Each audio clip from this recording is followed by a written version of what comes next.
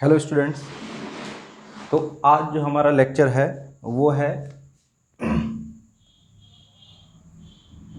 Basic electrical lecture 2। ठीक है। तो कल जो हमने पढ़ा था वो पढ़ा था इलेक्ट्रॉन्स के बारे में, चार्ज के बारे में, करंट के बारे में और जो हमारे टाइप्स ऑफ करंट थे उसके बारे में। आज उससे नेक्स्ट है। ठीक है। तो आज जो हम पढ़ेंगे वो हम सबसे पहले पढ़ेंगे वोल्टेज के बारे में। देखो ये जो हमारे बेसिक इलेक्ट्रिकल के लेक्चर चल रहे हैं, है ना, इसमें क्या है, ये किसी जो हमारी ब्रांच है, जैसे इलेक्ट्रीशियन हमारी ब्रांच है ना, इलेक्ट्रिकल ब्रांच है, तो उसका जो बेसिक है वो बेसिक ही करंट, वोल्टेज और रेजिस्टेंस है ना। तो इनका पहले आपको बेसिक जानना पड़ेगा और जब आप इसका बेसिक जान जाओगे फिर हम नेक्स्ट लेवल पे चलेंगे और फिर तुम्हें अलग अलग जो हाई स्टैंडर्ड के क्वेश्चन है वो कराएंगे। पहले बेसिक आप इनके बारे में समझो पहले, है ना। तो बेसिक क्या होता है, जैसे वोल्टेज है। अब वोल्टेज क्या होती है ना, बताओ वोल्टेज क्या होती है। देखो मान लो ये कोई कंडक्टर है ना, ये क्या है, एक कंडक्टर है। अब इसके अंदर फ्री इलेक्ट्रॉन्स हैं। भाई कंडक्टर है तो कंडक्टर ऐसे पदार्थ होते हैं जिनके अंदर जो है करंट आसानी से फ्लो हो जाती है। क्यों हो जाती है? क्योंकि उनके अंदर मुक्त इलेक्ट्रॉन पाए जाते हैं। ठीक है। इंसुलेटर में फ्री इलेक्ट्रॉन नहीं पाए जाते, इसलिए उनके अंदर करंट प्रवाहित नहीं होती, है ना। जैसे लकड़ी हो गई, ग्लास हो गया, है ना, शीशा हो गया, है ना। तो लेकिन जो हमारे कंडक्टर हैं उनके अंदर फ्री इलेक्ट्रॉन पाए जाते हैं जिसके कारण उनसे जो है करंट प्रवाहित हो जाती है। लेकिन क्या नॉर्मल स्थिति में करंट प्रवाहित हो जाती है? नहीं, है ना। क्या करना पड़ता है, हमें वोल्टेज लगानी पड़ती है ना। मान लो आप भी किसी भी कोई इक्विपमेंट है आपके घर में, पंखा चल रहा है, फ्रिज चल रहा है ना, ट्यूबलाइट चल रही है, बल्ब जल रहा है, तो आप उसे क्या दे रहे हो, वोल्टेज दे रहे हो या करंट दे रहे हो, है ना। हम क्या देते हैं, किसी भी इक्विपमेंट को वोल्टेज देते हैं, है ना। क्या देते हैं? वोल्टेज। तो वोल्टेज क्या काम करता है, जो ये मैंने तुम्हें बताया था ना कल, क्या बताया था कि भाई इस तरह की एक स्ट्रक्चर होती है ना, और ये जो फ्री इलेक्ट्रॉन्स होते हैं ये कहाँ होते हैं, ये लास्ट वाले ऑर्बिट में होते हैं, है ना। और इनके पास क्या रहती है, सबसे ज़्यादा ऊर्जा रहती है। और एक ये भी बताया था कि जैसे ही ऊर्जा इन्हें बाहर से कोई और ऊर्जा मिलती है तो ये अपनी कक्षा छोड़ के बाहर निकल जाते हैं, है ना। तो वही ऊर्जा क्या है, वही ऊर्जा है हमारी वोल्टेज, है ना। कोई भी अगर वायर है तो बिना वोल्टेज के उस वायर में करंट प्रवाहित नहीं होगी, है ना। तो वोल्टेज क्या करती है, ये जो फ्री इलेक्ट्रॉन्स होते हैं इन्हें एनर्जाइज करती है, यानी कि ऊर्जा देती है, जिससे कि ये वायर में आगे की ओर प्रवाहित हो सके। ठीक है भाई। तो हम ये कहते हैं कि वोल्टेज क्या है, एक प्रकार का बल है ना। क्या है ये वोल्टेज? एक प्रकार का बल है ना, जो मुक्त इलेक्ट्रॉन्स को प्रवाहित करने में क्या करता है, मदद करता है, मदद करता है। ठीक है। ये या फिर ये भी कह सकते हो कि एक प्रकार की क्या है, ऊर्जा है जो मुक्त इलेक्ट्रॉन को प्रवाहित होने में क्या करता है, मदद करता है। ठीक है। इतना बात आई समझ में। वोल्टेज क्या है, एक प्रकार का बल है जो मुक्त इलेक्ट्रॉन्स को प्रवाहित करने में क्या करता है, उनकी मदद करता है। ठीक। मात्रक इसका क्या है, मात्रक, मात्रक इसका होता है वोल्ट, है ना। क्या होता है, वोल्ट। ठीक। अब ये तो हुई हमारी साधारण लैंग्वेज में इसकी परिभाषा, किसकी, वोल्टेज की, है ना। अब वोल्टेज को क्या बोलते हैं हम, पोटेंशियल भी बोलते हैं। क्या बोलते हैं भाई, पोटेंशियल, है ना, है विभवांतर या विभव। ये विभव है पोटेंशियल, यानी कि विभव। तो विभव क्या होता है, देखो एक, इसकी डेफिनेशन क्या है, एक यूनिट आवेश को, है ना, यूनिट चार्ज को अनंत से पॉइंट ए तक लाने में जितना कार्य करना पड़ता है है ना, वो क्या कहलाता है, हमारा पोटेंशियल कहलाता है। किसका, बिंदु ए का। ठीक है, दोबारा सुनो, एक हमारा यूनिट चार्ज है, यूनिट चार्ज, ठीक है, मतलब कि +1 कूलम।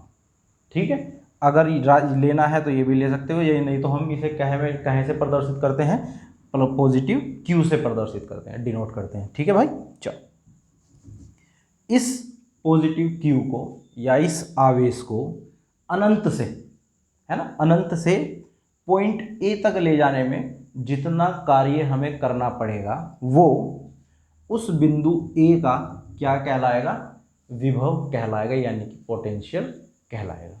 ठीक है, और इसे कैसे प्रदर्शित करते हैं, इसे दोस्तों प्रदर्शित करते हैं V बराबर W/Q से। कैसे प्रदर्शित करते हैं, V बराबर W/Q।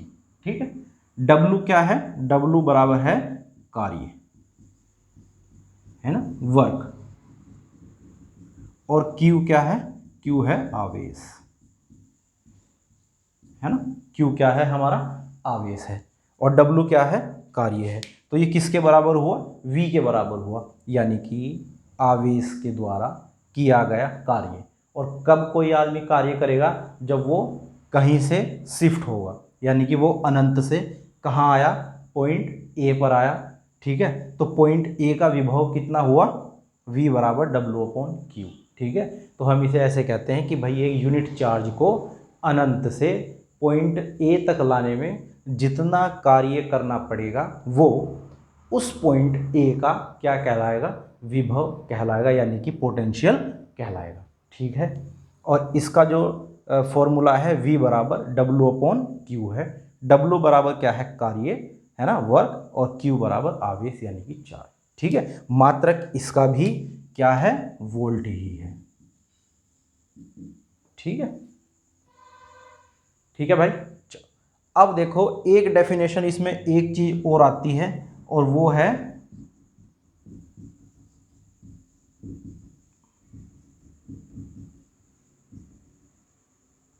पोटेंशियल डिफरेंस, यानी कि विभवांतर, है ना, नाम सुना होगा तुमने विभवांतर, और ये पोटेंशियल को बोलते हैं विभव, है ना, विभव, और वो पोटेंशियल डिफरेंस। देखो पोटेंशियल तो यही हो गया विभव, और डिफरेंस यानी कि अंतर, है ना, तो वोल्टेज का अंतर, है ना। अगर कोई दो पॉइंट है हमारे, पॉइंट ए और पॉइंट बी, है ना, इनके बीच में जितना भी वोल्टेज का अंतर होगा वो क्या कहलाएगा, पोटेंशियल डिफरेंस कहलाएगा।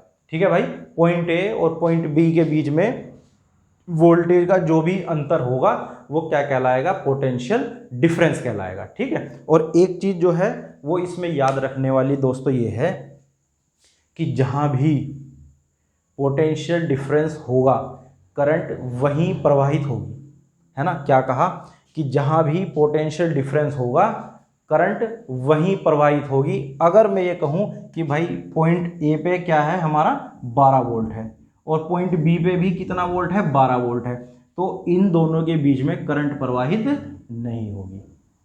ठीक है, अगर मैं ये कहूं कि भाई पॉइंट ए पे +12 है और पॉइंट बी पे -12 है, तो अब इन दोनों के बीच में क्या हो गया, पोटेंशियल डिफरेंस हो गया, तो अब इनके बीच में क्या होगी, करंट प्रवाहित होगी। अदरवाइज अगर ये सेम पोटेंशियल पे रहेंगे कि मान लो ये भी पॉजिटिव है और ये भी पॉजिटिव है, तो इस कंडीशन में करंट प्रवाहित नहीं होगी। ठीक है, चलो एक चीज इसमें और देखो, वो क्या कि जो पोटेंशियल हमारा होता है, जो वोल्टेज हमारी होती है, वो हाई वोल्टेज से लो वोल्टेज की ओर फ्लो करती है ना, किधर से, हाई से लो की ओर, किधर से, हाई से लो की ओर। ये हमेशा ध्यान रखना कि वो लो से हाई की ओर वोल्टेज नहीं जाएगी, कहाँ से किधर से किधर जाएगी, हाई वोल्टेज से लो वोल्टेज की ओर प्रवाहित होगी। ठीक है, चलो अभी ये एक बार तुम इसका स्क्रीनशॉट ले लो, फिर नेक्स्ट बढ़ते हैं आगे, है ना। इसके बाद जो है वो है ईएमएफ, है ना। ईएमएफ इनका बड़ा भाई है ना, जैसे वोल्टेज है तो वोल्टेज तो पोटेंशियल ही है, पोटेंशियल को वोल्टेज बोल देते हैं, तो इनका जो बड़ा भाई है वो क्या है, ईएमएफ है ना। अभी ईएमएफ देखो क्या होता है,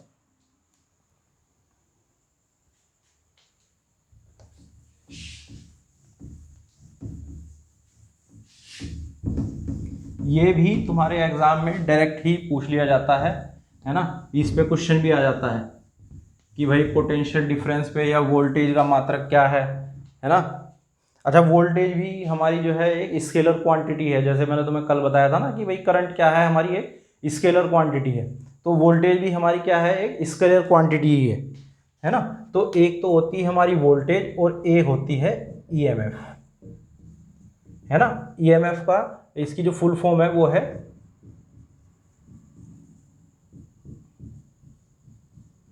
इलेक्ट्रोमोटिव फोर्स, है ना। क्या है, इलेक्ट्रोमोटिव फोर्स, यानी कि इलेक्ट्रो मतलब इलेक्ट्रॉन, मोटिव मतलब मोटिवेट यानी ऊर्जा देने वाला, और फोर्स यानी कि बल, है ना। तो ये क्या है कि एक ऐसा बल है जो इलेक्ट्रॉन को क्या कर रहा है, मोटिवेट कर रहा है। मोटिवेट मतलब उन्हें एनर्जाइज कर रहा है, और उसे क्या बोलते हैं, ईएमएफ। ठीक है, ईएमएफ मतलब एक ऐसा फोर्स जो एनर्जाइज कर रहा है किसे, इलेक्ट्रॉन को। इलेक्ट्रो मतलब इलेक्ट्रॉन, मोटिव मतलब मोटिवेट यानी कि एनर्जाइज, फोर्स मतलब बल, यानी कि एक ऐसा बल जो इलेक्ट्रॉन्स को क्या कर रहा है, एनर्जाइज कर रहा है। ठीक है, इसका भी मात्रक क्या है, ईएमएफ का वोल्ट ही है ना। क्या है इसका भी मात्रक, वोल्ट ही है, और वोल्टेज का मात्रक भी वोल्ट ही है। तो जब इन दोनों के मात्रक सेम हुए तो ये क्वांटिटी भी दोनों सेम होनी चाहिए, लेकिन ये क्या है, अलग अलग है ना। थोड़ा सा अंतर है सेम ही, बस थोड़ा सा अंतर है। तो इसे ऐसे समझो कि मान लो ये एक हमारी बैटरी है, 12 वोल्ट की बैटरी है, ठीक है भाई। अब इसके दो टर्मिनल हैं, ये टर्मिनल है दो, है ना, ये पॉजिटिव मान लो, ये निगेटिव मान लो, ठीक है। तो जो इसके टर्मिनल पे हमें जो वोल्टेज मिलेगी यहां पर, तो ये तो हमें मिलेगा ईएमएफ, क्या मिलेगा, ये ईएमएफ मिलेगा भाई, ठीक है। और अगर मैं ये कहूं कि भाई इस बैटरी से तुमने एक क्या कनेक्ट कर दिया, बल्ब कनेक्ट कर दिया, ये बल्ब कनेक्ट कर दिया, बल्ब, ठीक है। तो इसे जो यहां पे वोल्टेज मिलेगी, ये मिलेगी वोल्टेज, यानी कि इसे मिलेगी वोल्टेज। तो ये इसमें क्या अंतर है, इसमें ये अंतर है भाई कि जो ईएमएफ होगा जो टर्मिनल पे मिलेगा वो तो मिलेगा हमें 12 वोल्ट, ठीक है। लेकिन जो इस बल्ब को मिलेगा वो कहाँ से होके जा रहा है, देखो वायर से होके जा रहा है, और वो 12 वोल्ट से कम ही होगा, है ना। 12 वोल्ट से कम ही होगा, क्यों कम होगा, क्योंकि इन तारों का भी कुछ ना कुछ रेजिस्टेंस होगा यहाँ पे, और जिसके कारण जब इसमें करंट प्रवाहित होगी तो यहाँ एक वोल्टेज ड्रॉप हो जाएगा, V बराबर आई आर, है ना।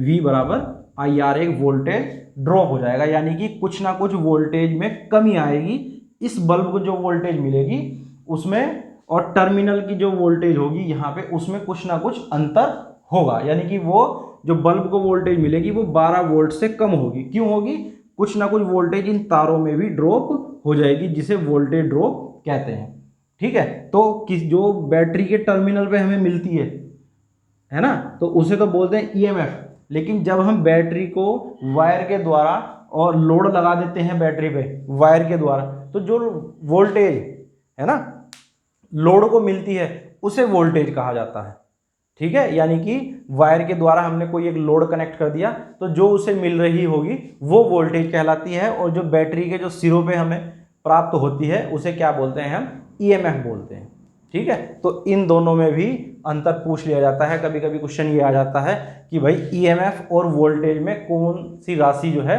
बड़ी होगी, तो कौन सी राशि बड़ी होगी, ईएमएफ बड़ी होगी, है ना। और ये भी पूछ लिया जाता है कि भाई वोल्टेज जो हमें बैटरी के टर्मिनल पे हमें क्या प्राप्त होता है, ईएमएफ प्राप्त होता है या वोल्टेज प्राप्त होती है, तो हमें बैटरी के टर्मिनल पे क्या प्राप्त होता है, ईएमएफ प्राप्त होता है। और वोल्टेज हमें कहाँ प्राप्त होती है, लोड पे प्राप्त होती है। जब हम कोई लोड कनेक्ट कर देते हैं ना तो उसके अक्रॉस जो वोल्टेज होती है वो वोल्टेज कहलाती है, ठीक है भाई। थोड़ा सा ध्यान से समझना, है ना। टर्मिनल पे जो प्राप्त हो रही है वो ईएमएफ, और टर्मिनल को तार से जोड़ के लोड से कनेक्ट कर दिया तो जो लोड को मिल रही है वो क्या है, वोल्टेज है, और वो वोल्टेज ईएमएफ से हमेशा क्या रहेगी, कम रहेगी। बराबर तो हो सकती है लेकिन ज्यादा नहीं हो सकती, है ना। बड़ा हमेशा कौन रहेगा, ईएमएफ ही बड़ा रहेगा, ठीक है। चलो, ये आया भाई समझ में कुछ थोड़ा बहुत, है ना। इसे देखना आराम से, समझने की कोशिश करना, ठीक है। अच्छा, अभी जो पहली वीडियो में तुमसे एक क्वेश्चन पूछा था, है ना, क्वेश्चन ये पूछा था कि भाई कैसे पता चलेगा कि करंट जो है हमारी किधर की ओर फ्लो करती है ना। ये था ना कि अगर हम ये वोल्टेज सोर्स लगा दिया और करंट की डायरेक्शन हमने इधर लगा दी, है ना, तो देखो ये जो करंट की डायरेक्शन है, अब तुम क्या कहोगे कि भाई इलेक्ट्रॉन्स के प्रवाह की दर हमारी क्या कहलाती है, करंट कहलाती है। तो जिधर की ओर इलेक्ट्रॉन प्रवाहित हो रहे हैं उधर की डायरेक्शन हमने दी होगी, है ना। नहीं, करंट की जो हम डायरेक्शन दिखाते हैं वो दिखाते हैं इलेक्ट्रॉन्स के फ्लो होने की अपोजिट डायरेक्शन में, यानी कि इलेक्ट्रॉन इधर की ओर फ्लो हो रहे होंगे, इसलिए हमने करंट की डायरेक्शन इधर दिखाई है। ये याद रखना भाई, ठीक है। करंट की डायरेक्शन किधर दिखाते हैं, इलेक्ट्रॉन्स के फ्लो होने की अपोजिट डायरेक्शन में करंट की डायरेक्शन दिखाते हैं। तो अगर मैंने करंट की डायरेक्शन इधर दिखाई है, इधर की ओर, तो इलेक्ट्रॉन्स किधर फ्लो हो रहे होंगे, पीछे की ओर फ्लो हो रहे होंगे, ठीक है। तो करंट की डायरेक्शन कौन सी होती है, इलेक्ट्रॉन्स के फ्लो होने की अपोजिट डायरेक्शन में, है ना, करंट की हम डायरेक्शन दिखाते हैं कि भाई ये इधर प्रवाहित हो रही है, ठीक है। चलो अब देखो नेक्स्ट क्या है, नेक्स्ट है, अच्छा इनका ना भाई तुम जैसे अभी ये सब वीडियो लेक्चर चल रहा है, इनके नोट्स जरूर बनाते रहना, है ना।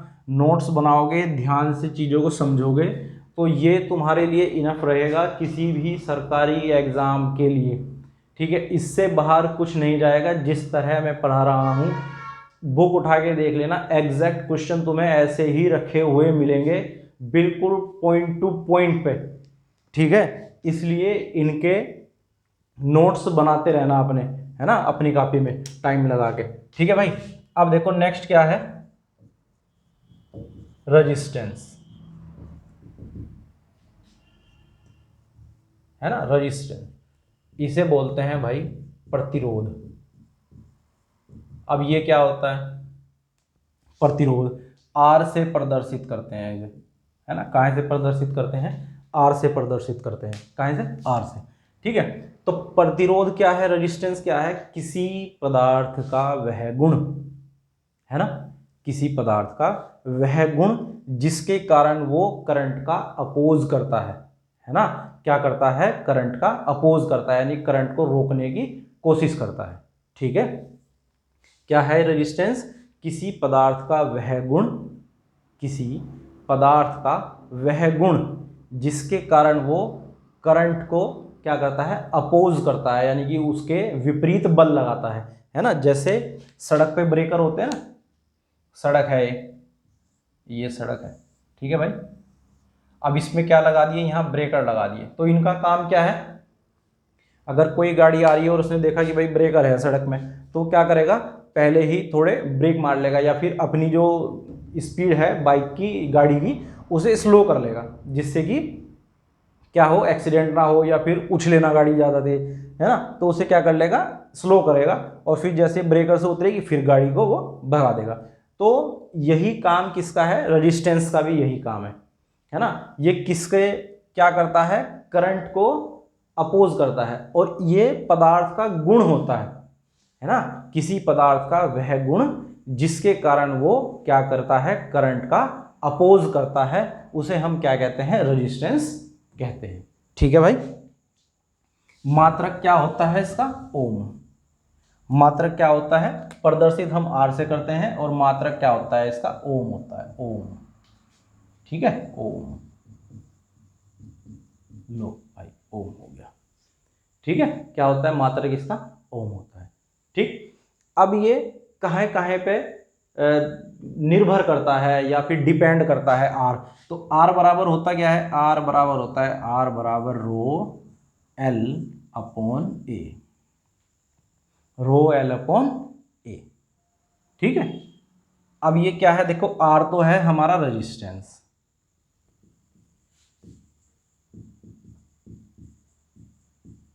ठीक है। ये क्या है, रो क्या है हमारी रेजिस्टिविटी,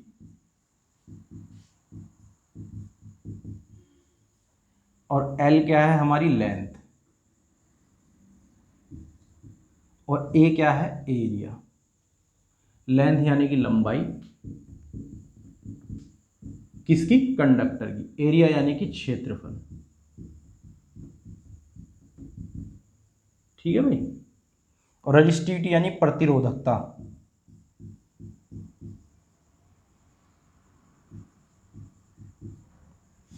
इन पे ये रेजिस्टेंस हमारा डिपेंड करता है, किस पे, रेजिस्टिविटी पे, लेंथ पे और एरिया पे। ठीक है।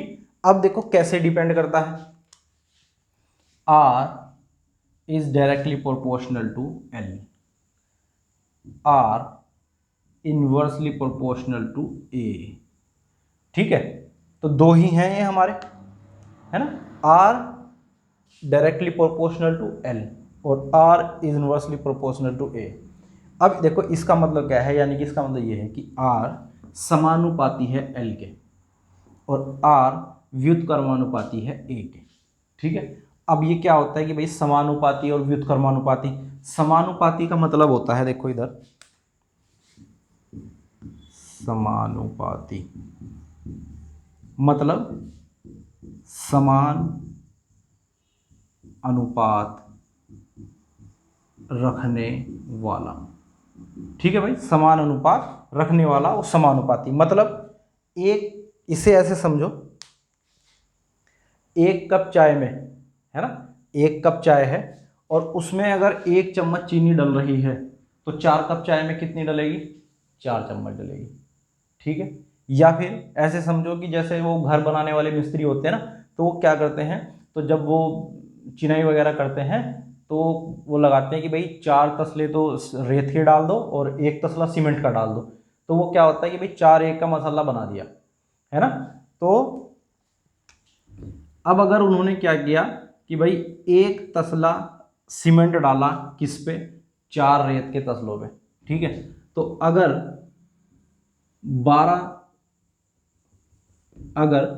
8 तसले रेत के डालेंगे तो कितने तसले सीमेंट के डालेंगे, 2, है ना। और अगर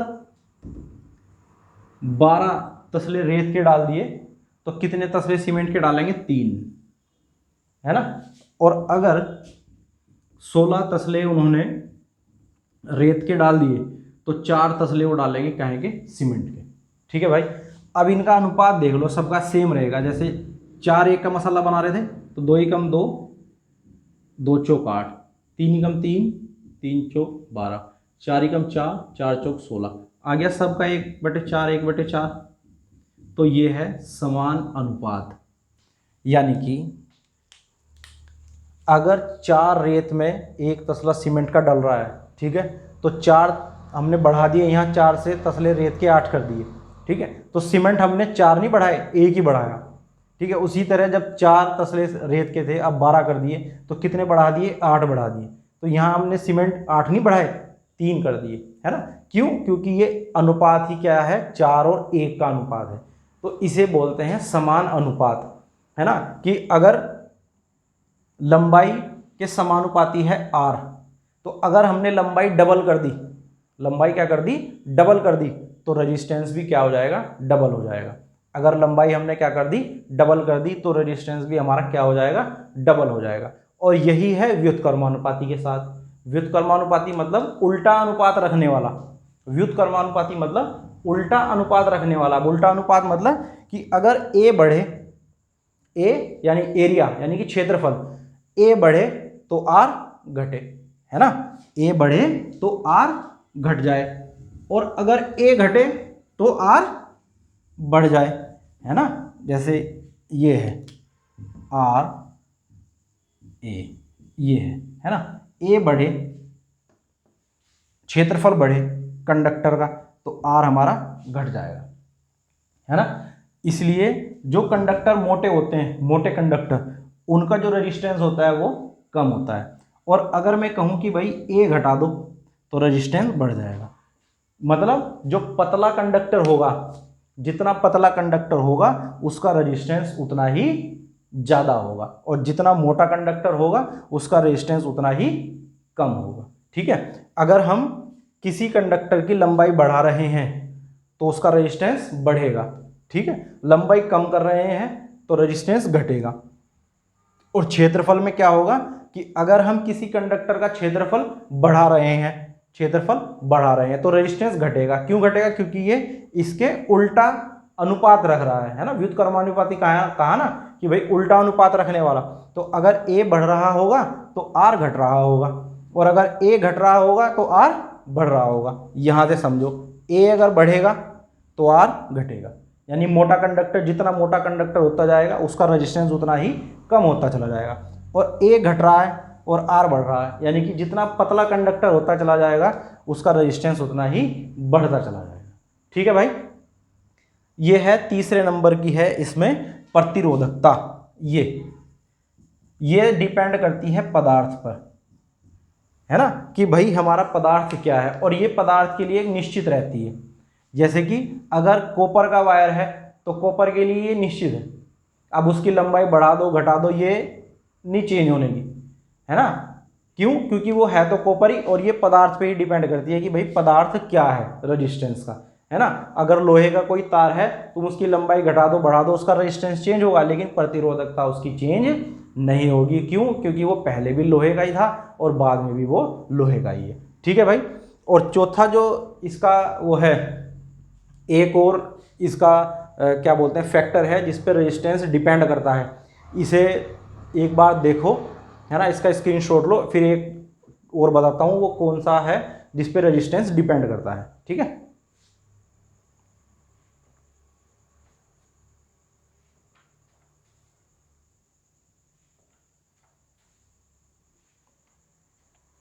ये भाई समझते भी रहना जब भी वीडियो देखो, है ना। जहाँ से भी तुम्हें समझ में ना आए तो तुम बता देना, मतलब तुम कमेंट डाल सकते हो। ठीक है, देखो पहला तो हमारा फैक्टर हो गया लंबाई जिस पे रेजिस्टेंस डिपेंड कर रहा है।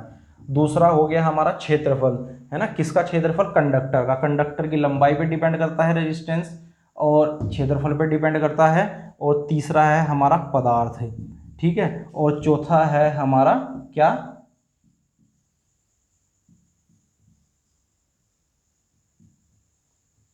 टेम्परेचर। क्या है भाई? टेम्परेचर, है ना। टेम्परेचर यानी कि तापमान, है ना। किसी भी कंडक्टर का जो रेजिस्टेंस है वो 4 फैक्टर पे डिपेंड करता है। कितने फैक्टर पे? 4 फैक्टर पे। कौन कौन सा? पहले तो लंबाई है, ठीक है, लंबाई बढ़ेगी रेजिस्टेंस बढ़ेगा, लंबाई घटेगी रेजिस्टेंस घटेगा। ठीक है, सिंपल क्वेश्चन आएगा कि अगर हम किसी कंडक्टर की लंबाई बढ़ा दें तो उसके रेजिस्टेंस पर क्या इफेक्ट पड़ेगा? बढ़ जाएगा जी। ठीक है, सिंपल क्वेश्चन आएगा कि अगर किसी कंडक्टर की लंबाई घटा दें तो उसके रेजिस्टेंस पे क्या इफेक्ट पड़ेगा? रेजिस्टेंस घट जाएगा जी। ठीक है, दूसरा है क्षेत्रफल। ठीक है, क्षेत्रफल के उल्टा समानुपाती है, व्युत्क्रमानुपाती यानी उल्टा समानुपाती, मतलब एरिया बढ़ाओगे रेजिस्टेंस घट जाएगा। ठीक है, और एरिया घटाओगे रेजिस्टेंस बढ़ जाएगा। तीसरा है पदार्थ। रजिस्टिविटी पे भी डिपेंड करता है कि भाई पदार्थ लोहे का बना हुआ है या तांबे का है या चांदी का है या क्या है। ठीक है, चौथा है टेम्परेचर। अगर किसी कंडक्टर का हम टेम्परेचर बढ़ाते हैं तो उसका रेजिस्टेंस भी बढ़ जाता है। ठीक है, अगर किसी कंडक्टर का टेम्परेचर बढ़ाया जाए तो उसका रेजिस्टेंस भी बढ़ जाता है। ठीक है, ये ध्यान रखना। सिंपल सा क्वेश्चन आ जाएगा कि अगर हम किसी कंडक्टर को गर्म करें तो उसके रेजिस्टेंस पर क्या इफेक्ट पड़ेगा? वो बढ़ जाएगा। और अगर ठंडा करें तो क्या होगा? प्रतिरोध कम हो जाएगा। ये भी ध्यान रखना साथ ही साथ कि अगर टेम्परेचर बढ़ रहा है तो रेजिस्टेंस बढ़ेगा, लेकिन अगर तुम वहीं कंडक्टर को ठंडा कर दोगे, यानी कि उसे ठंडा करोगे, फ्रिज में रख दोगे या किसी भी तरह उसका टेम्परेचर कम करोगे तो उसका रेजिस्टेंस कम हो जाएगा। ठीक है, और 0 डिग्री सेंटीग्रेड पे एक कंडक्टर हमारा क्या बन जाता है? सुपर कंडक्टर बन जाता है, यानी कि उसमें रेजिस्टेंस की वैल्यू क्या हो जाती है? 0 हो जाती है। ठीक है भाई, तो ये स्क्रीनशॉट ले लो, है ना, फिर आगे बढ़ते हैं। अच्छा हाँ, एक चीज़ और देख लो, ये जो हमारी रजिस्टिविटी है ना, ये रजिस्टिविटी, ये इसका मात्रक भी तुम्हारे एग्जाम में आ जाता है ना। कि रजिस्टिविटी का मात्रक क्या होता है ना। तो इसका मात्रक भी लिख लो भाई, इसका मात्रक क्या होता है, रजिस्टिविटी का मात्रक, है ना। रजिस्टिविटी का मात्रक होता है ओम इंटू मीटर। क्या होता है रजिस्टिविटी का मात्रक, ओम इंटू मीटर। ये ओम का सिंबल है, ये मीटर है, ओम मीटर होता है। ठीक है भाई, तो इसे लिख लेना। ठीक है, अब दो चीज और हैं इसी के जैसी, है ना। जैसे अभी तुमने पढ़ा ना प्रतिरोध, इसे, है ना, तो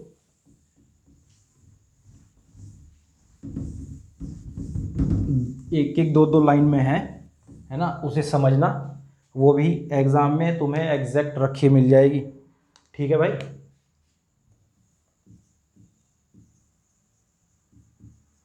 कंडक्टेंस, है ना। कंडक्टेंस यानी कि क्या होती है हिंदी कंडक्टेंस की भाई, बताना जरा।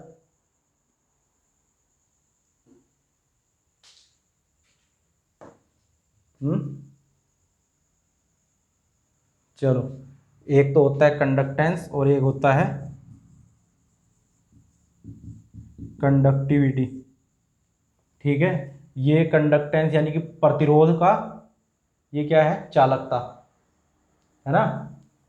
प्रतिरोध की क्या है, ये उल्टी है, ये कंडक्टेंस। रेजिस्टेंस का उल्टा कंडक्टेंस, रेजिस्टेंस का उल्टा कंडक्टेंस। इसे कहाँ से डिनोट करते हैं, जी से डिनोट करते हैं, है ना। कहाँ से डिनोट करते हैं, जी से। और जी बराबर क्या होता है, 1/r होता है। क्या होता है, जी से, जी बराबर 1/r। ठीक है भाई, 1/r। और इसका मात्रक क्या होता है, इसका मात्रक देखो, जैसे ये रेजिस्टेंस है, रेजिस्टेंस का मात्रक क्या है, ओम। अब ये तो बटे में ओम आ रहा है ना, तो ये हो जाएगा ओम इनवर्स। एक तो मात्रक इसका ये है, और इसका मात्रक एक मोह भी है, मोह। क्या है, मोह। और एक है इसका मात्रक सीमेन। क्या है भाई, सीमेन इसका मात्रक है। ठीक है,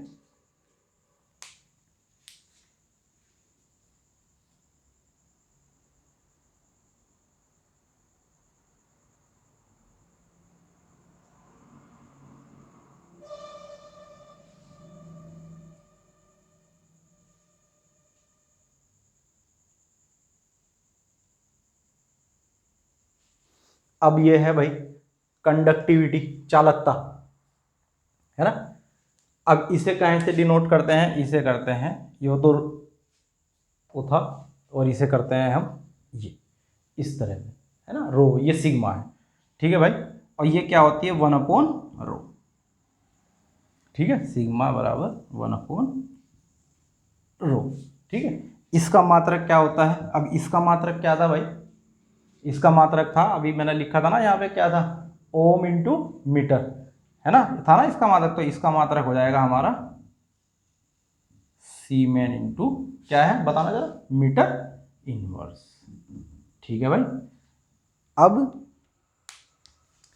रेजिस्टेंस का उल्टा कंडक्टेंस, रजिस्टिविटी का उल्टा कंडक्टिविटी, है ना। यानी कि ये तो है प्रतिरोध और ये है चालक, है ना। जो हमारी चालक में होती है ना कि भाई उसका कंडक्टेंस कितना है, ये है। और एक है रजिस्टिविटी, और जिसका उल्टा है कंडक्टिविटी, वो प्रतिरोधकता था, ये चालकता है। ठीक है, इसका तुमसे फॉर्मूला भी पूछ लेगा कि भाई कंडक्टेंस का फार्मूला क्या है, जी बराबर 1/r। कंडक्टिविटी का पूछ लेगा, सिग्मा बराबर 1/रो। इनके मात्रक इतने इंपॉर्टेंट है, बहुत ज़्यादा इंपॉर्टेंट है कि भाई कंडक्टेंस का मात्रक क्या है, ये तो मोह तो बहुत इंपॉर्टेंट है। ठीक है, कि भाई कंडक्टेंस का मात्रक क्या है, सीमेन, और ये मोह।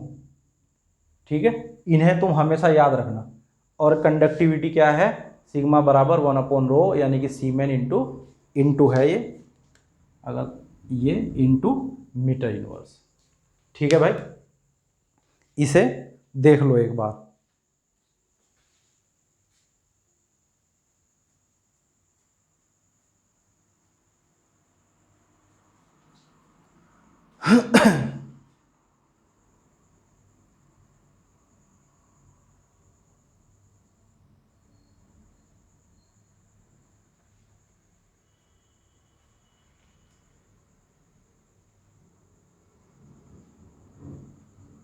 ठीक है, चलो अब जरा एक दो क्वेश्चन करते हैं किस पे, एक दो क्वेश्चन तुम्हारे रेजिस्टेंस पे, है ना, जो तुम्हारे एग्जाम में आ जाते हैं। देखो इस वाले फार्मूले पे तुम्हें क्वेश्चन अपने पेपर में रखा हुआ मिलेगा ही मिलेगा। अगर कोई अच्छा एग्जाम करोगे ना, जैसे बेचल का है ना, एनटीपीसी वगैरह है ना, या लोको पायलट वगैरह का असिस्टेंट लोको पायलट का, तो इस पे ये क्वेश्चन तुम्हारा आएगा ही आएगा। और क्वेश्चन कैसे आएगा कि यदि किसी कंडक्टर की, है ना, यदि किसी कंडक्टर को खींचकर उसकी लंबाई को दुगना कर दिया जाए, है ना, पहले कोई एक कंडक्टर था, उसे खींच के उसकी लंबाई को क्या कर दिया, दुगना कर दिया, तो अब बताओ उसके रेजिस्टेंस पे क्या इफेक्ट पड़ेगा या उसका नया रेजिस्टेंस क्या होगा, है ना। तो हमने क्या किया, क्वेश्चन क्या है, क्वेश्चन ये है कि भाई कंडक्टर को क्या कर दिया, दुगना कर दिया, दो गुना क्या करके, खींच के, है ना। तो अब बताना है कि भाई जो नया रेजिस्टेंस होगा, न्यू रेजिस्टेंस, वो कितना होगा, है ना, वो कितना होगा। तो अब देखो क्या हुआ कि मान लो पहले तो ये था वायर, ये था वायर, है ना, इसकी लंबाई क्या थी, एल थी, और इसकी जो रेडियस है यहाँ से यहाँ तक, क्षेत्रफल मान लो चलो ये, वो कितना था, ए था। अब इसे खींच के क्या कर दिया भाई, डबल कर दिया, यानी कि ये कर दिया डबल, तो लंबाई कितनी हो गई इसकी,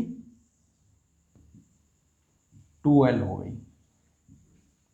है ना। देखो एक चीज हमें ध्यान रखनी है, जब भी हम किसी कंडक्टर को खींच के डबल कर देंगे, तो तुम देखो कि पहले कंडक्टर मोटा था और अब ये क्या हो गया, पतला हो गया, यानी कि उसके क्षेत्रफल पे भी इफेक्ट पड़ेगा, चाहे क्वेश्चन में दिया हुआ हो या ना दिया हुआ हो, है ना। जैसे इसमें नहीं दिया हुआ ना, मैंने कहा ही नहीं कि भाई, मैंने तो सीधा बोल दिया कि भाई कंडक्टर को खींच के डबल कर दिया गया, बताओ उसका नया रेजिस्टेंस कितना होगा।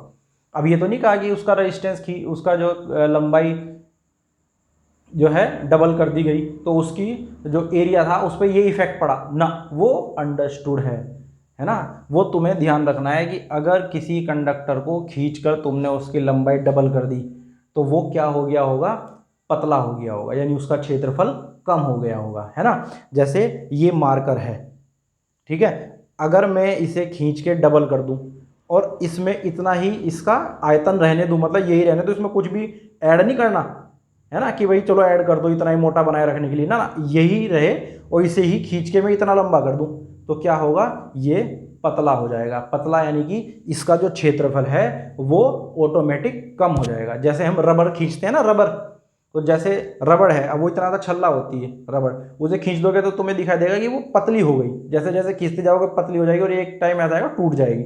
तो ये भी तुम्हें वही ध्यान रखना है, वही कॉन्सेप्ट लगाना है कि अगर इसे हमने खींच के डबल कर दिया तो उसका क्षेत्रफल भी कितना हो गया होगा, आधा हो गया होगा, ठीक है। तो अगर मैं ये कहूं कि भाई पहले जो रेजिस्टेंस इसका कितना था, पहले वाले कंडक्टर का आर रो एल अपॉन ए था, R1 इतना था, ठीक है भाई, इसे मान लो 1, इसे मान लो 1, ठीक। अब मैंने खींच के इसे क्या कर दिया, डबल कर दिया, यानी कि R2 बराबर क्या हो गया, देखो ये रो तो वही रहेगी, क्यों, क्योंकि पदार्थ वही है ना, और ये कहाँ पे डिपेंड करती है, पदार्थ पे ही डिपेंड करती है।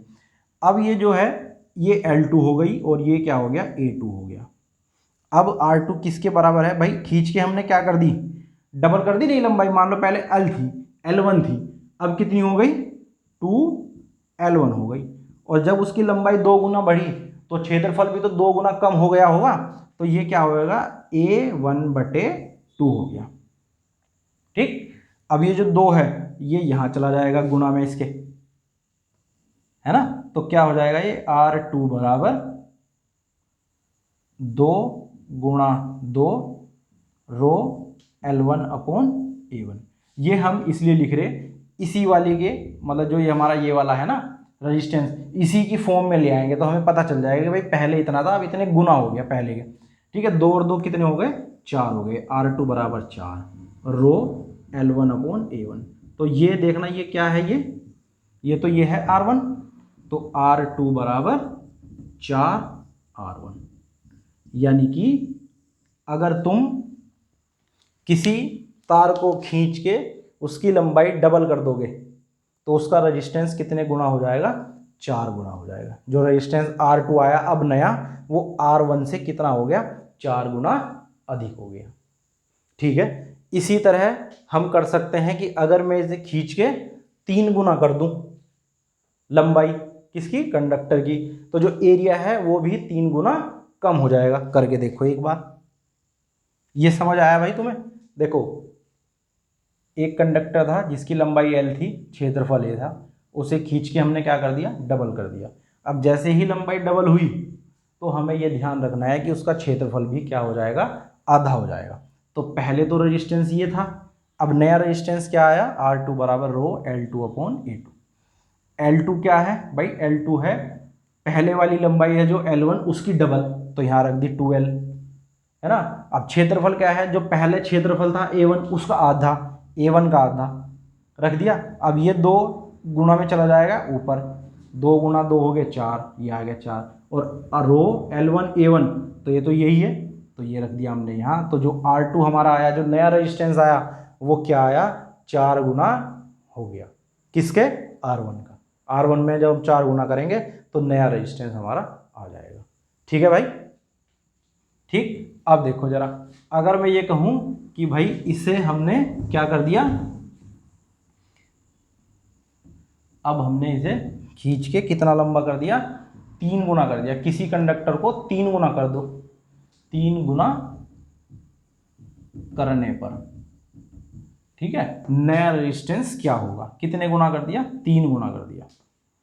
ठीक है भाई, तो क्या होगा देखो, R1 तो यही रहेगा, R1 बराबर रो L1 अपॉन A1। ठीक है, R2 क्या आएगा, R2 बराबर रो, है ना, क्या, L2 अपॉन A2 बराबर रो,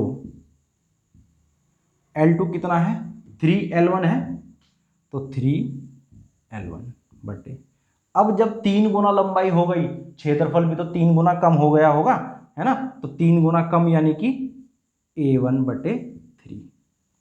अब ये 3 यहाँ हो जाएगा मल्टीप्लाई, तो क्या आ जाएगा, 3 गुणा 3 रो L1 अपॉन A1।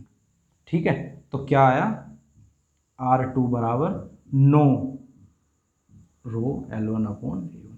अब ये क्या है, ये तो R1 आ गया, है ना, तो R2 बराबर 9R1।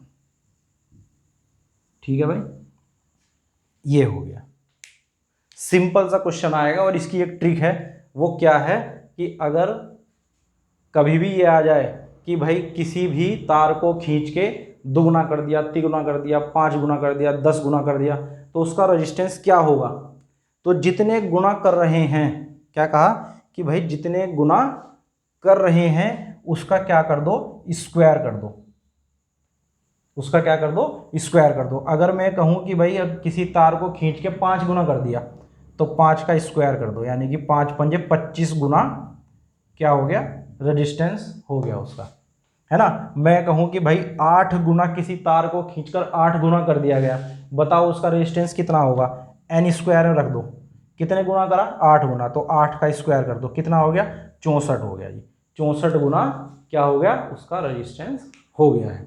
ठीक है, सेम ऐसे यहाँ करो, अगर किसी की तार को खींच के डबल कर दिया तो क्या कर दो, सीधा सीधा उसे एन स्क्वायर में रखो, यानी कि 2 से गुणा करो, कितना आ गया, 4 आ गया, है ना। 3 गुना करा था तो एन स्क्वायर करो, और 3 का स्क्वायर करो तो कितना आ गया, 9 आ गया। सिंपल, बिल्कुल, ये इतना सोल्व करने की तुम्हें जरूरत नहीं है, लेकिन आना चाहिए। ठीक है, आना चाहिए, क्योंकि कभी कभी क्या होता है, इसमें भी एक क्वेश्चन दूसरे तरीके का आ जाता है, वो तुम्हारे पास नहीं आता लेकिन आ जाता है ना। तो तुम्हें इसके अलावा भी मतलब ये भी आना चाहिए और ये भी आना चाहिए, दोनों आने चाहिए। ठीक है भाई, देखो जरा इसे,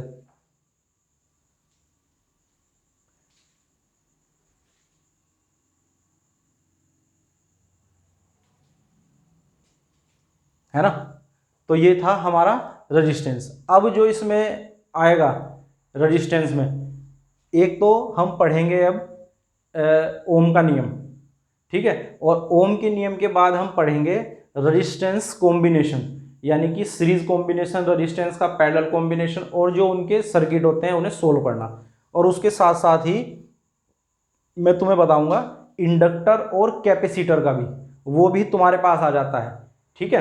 तो इसे जो भी आज जो भी लेक्चर रहा इसे अपनी नोटबुक में लिखना, और अगर नहीं समझ आए, जहाँ भी समझ में नहीं आएगा वहाँ मुझे बताना, कमेंट करके ज़रूर बताना, ठीक है भाई।